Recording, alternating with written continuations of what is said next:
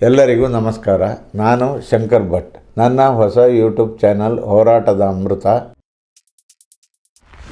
BJP ರಾಜ್ಯಾಧ್ಯಕ್ಷ B Y Vijayendra ವಿರುದ್ಧ ಸಮರ ಸಾರಿರುವ ಬಂಡಾಯ ನಾಯಕರು ತಮ್ಮ ಹೋರಾಟವನ್ನ ಇನ್ನಷ್ಟು ತೀವ್ರಗೊಳಿಸಲು ನಿರ್ಧರಿಸಿದ್ದಾರೆ. ಫೆಬ್ರವರಿ 10ರಂದು ಮಾಜಿ ಸಿಎಂ ಸಂಸದ ಬಸವರಾಜ ಬೊಮ್ಮಾಯಿ ನೇತೃತ್ವದಲ್ಲಿ ಲಿಂಗಾಯತ ನಾಯಕರ ಸಭೆ ನಡೆಸಲು ನಿರ್ಧರಿಸಿದ್ದಾರೆ ಅಂತ ಮೂಲಗಳು ತಿಳಿಸಿವೆ.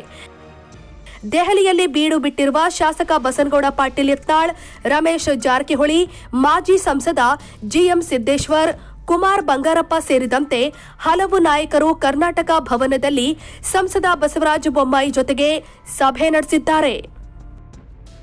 ಸಭೆಯಲ್ಲಿ ಹಂತ ಹಂತವಾಗಿ ಸಮುದಾಯವಾರು ಹೈಕಮಾಂಡ್ ಮೇಲೆ ಒತ್ತಡ ಹೇರುವ ನಿರ್ಧಾರಕ್ಕೆ ಬಂದಿದೆ.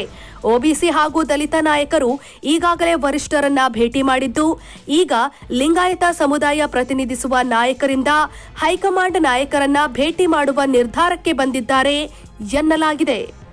ಫೆಬ್ರವರಿ 10ರಂದು ಕೇಂದ್ರ ಸಚಿವ ವಿ ಸೋಮಣ್ಣ ಅವರ ಸರ್ಕಾರಿ ನಿವಾಸದಲ್ಲಿ ಗೃಹ ಪ್ರವೇಶ ಪೂಜೆ ನಡೆಯಲಿದ್ದು, ಈ ಸಭೆಗೆ ಎಲ್ಲಾ ರೆಬೆಲ್ ಲಿಂಗಾಯತ ನಾಯಕರನ್ನ ಆಹ್ವಾನಿಸುವ ನಿರ್ಧಾರಕ್ಕೆ ಬರಲಾಗಿದೆ.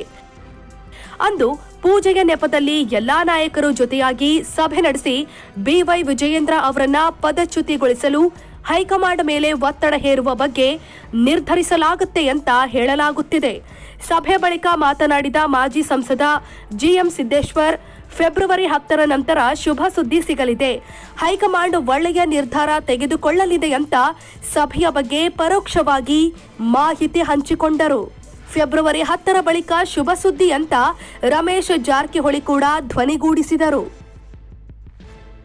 ಶೇರ್ ಮಾಡಿ, ಸಬ್ಸ್ಕ್ರೈಬರ್ ಆಗಿ, ಬೆಲ್ ಐಕನ್ ಅನ್ನು ಒತ್ತಲು ಮರೆಯದಿರಿ.